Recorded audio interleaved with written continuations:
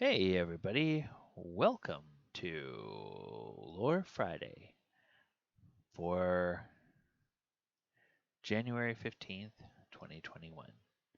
I'm your host, DM Galabond.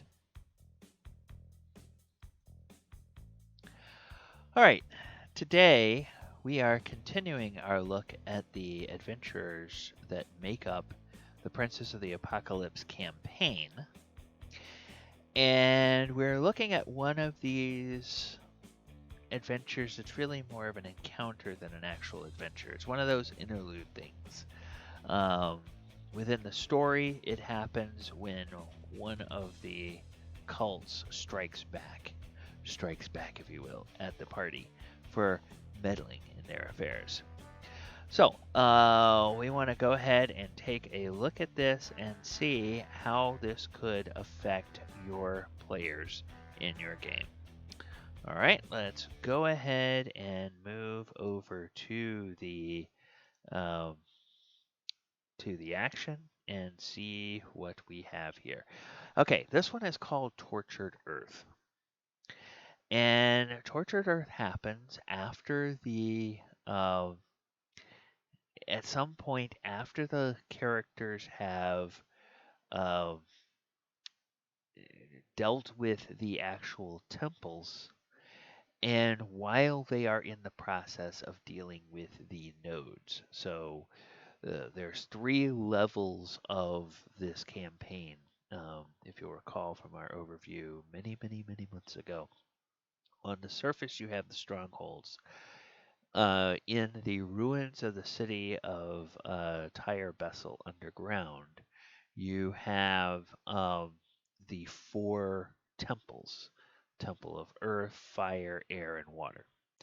And then down below that temple in the ancient ruins, first explored and carved out by Drow many centuries ago, you have the actual nodes where there are portals to the elemental plane of air, earth, fire, and water.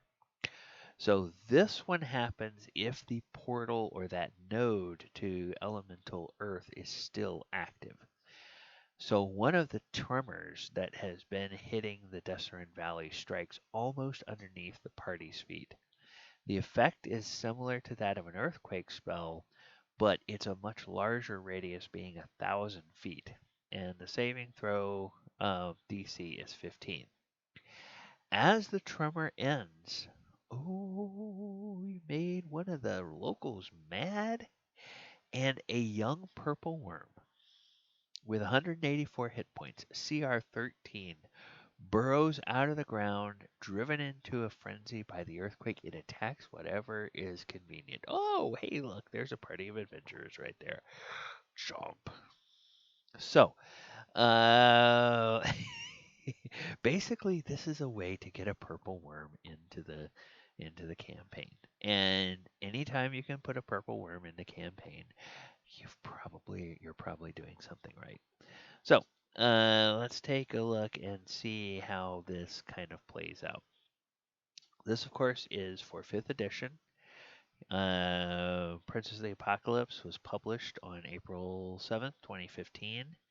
This is an adventure or an encounter, if you will, that is squarely aimed at 12th level adventurers.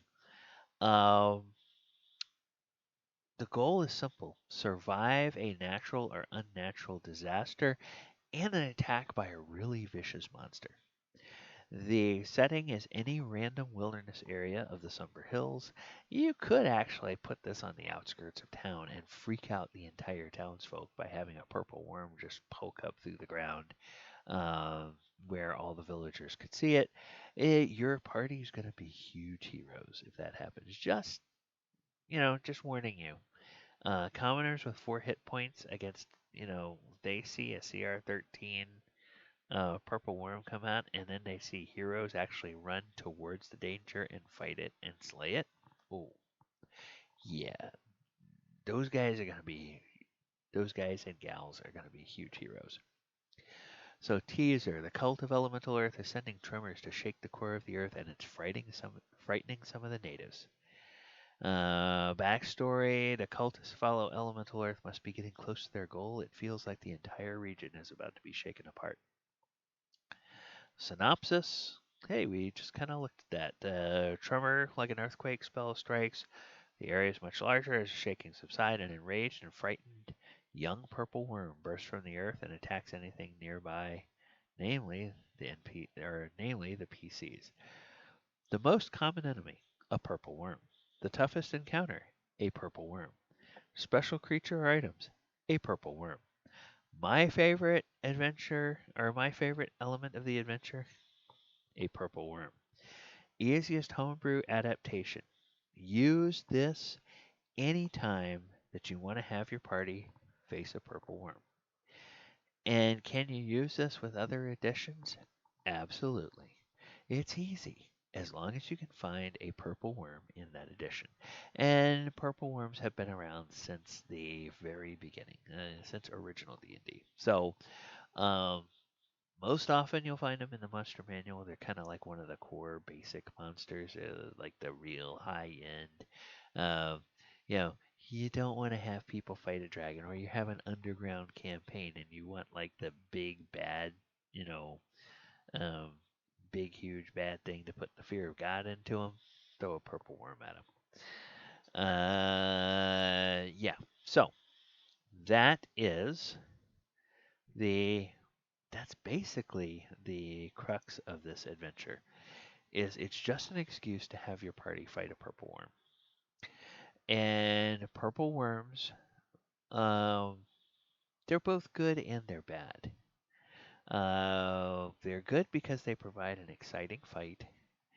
And if your party is the kind of party that, they're not going to let any part of the bear go to waste, there's some stuff that you can harvest off of there. There's, in fact, DMG in 5th edition. There's some poisons that are made from parts of the purple worm. So if they fight it and if they defeat it and they kill it, now, of course, it also says here the purple worm tries to retreat rather than perishing in combat.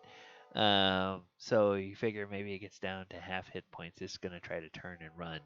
And unless you got a party that is capable of dealing 92 hit points in a single round, which some parties are capable of doing that, especially when they get around 12th level, um, it might get away. So keep that in mind that uh, it's going to try